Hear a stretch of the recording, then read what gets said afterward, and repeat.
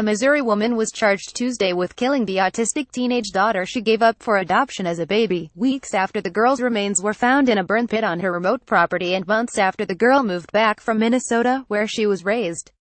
Rebecca Rude, 39, is charged with first-degree murder, abuse of a child resulting in death and second-degree felony murder in the killing of her 16-year-old biological daughter, Savannah Leckie. She is also charged with tampering with physical evidence and abandoning a corpse, said Ozark County Prosecutor John Garabrandt. He declined to say whether anyone else would be charged, but Sheriff Darren Reed said the investigation is ongoing and more charges are expected. Rude is being held in the Ozark County Jail. A cell phone number listed as hers wasn't working, and the Public Defender's Office didn't immediately reply to a phone message seeking comment.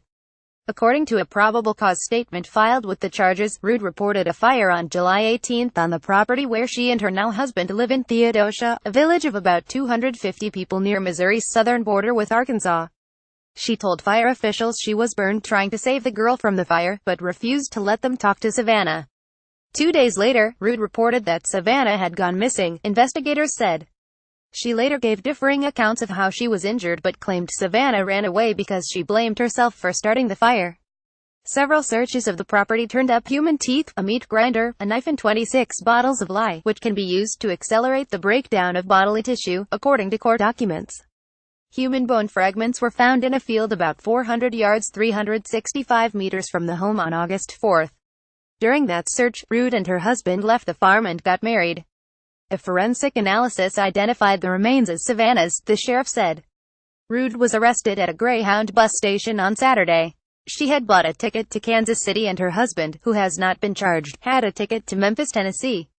Investigators arrested her because she was known to have contacts in several states and is affiliated with groups involved in living off the public grid, according to the probable cause statement. Rude told investigators that she put Savannah up for adoption when she was born and that the girl spent most of her life in Minnesota. Affidavits filed in support of search warrants describe Savannah as having high-functioning autism. Savannah's adoptive mother, Tamia Leckie Montague, asked Rude last November to take the teen because Savannah couldn't get along with her fiancé, Carrie Steves. Rude agreed and was given power of attorney. After the girl moved to Missouri, she was homeschooled and had almost no social contacts, according to an affidavit.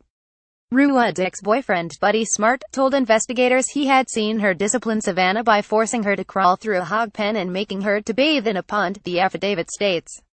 Rude acknowledged that was true and told investigators that when Savannah cut her arm in a suicidal gesture, she forced the girl to scrub the wound daily with alcohol and salt as punishment.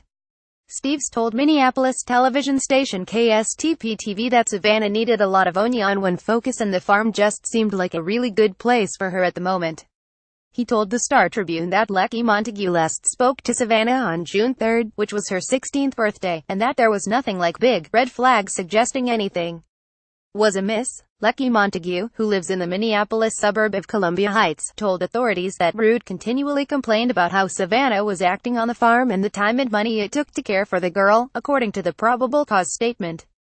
Leckie Montague issued a news release Tuesday thanking Missouri investigators and asking for privacy for her and her family. Our family is in deep grief and is mourning Savannah as her remains were identified yesterday. This is not the outcome that we were hoping and praying for, she wrote. Associated Press writer Amy Forley in Minneapolis contributed to this report.